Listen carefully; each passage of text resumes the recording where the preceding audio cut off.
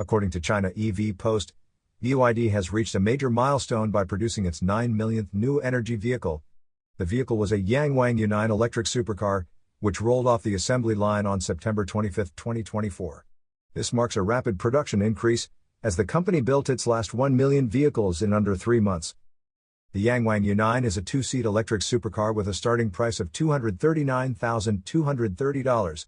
It is powered by 4 electric motors, generating a combined 1,306 horsepower.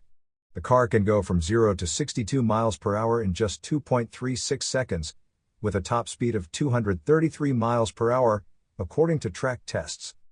The U9's first deliveries began in August, with 7 units delivered in that month. BYD's Yangwang brand also offers the U8 off-road SUV, which has a starting price of $153,720. The U8 has seen strong demand, with over 8,250 units delivered since last November. BYD continues to dominate the new energy vehicle market in China, selling 373,083 units in August alone, a 36% increase year-on-year. The company stopped producing combustion-only vehicles in 2022 and now focuses entirely on plug-in hybrid and battery electric models. You are listening to Yuan News.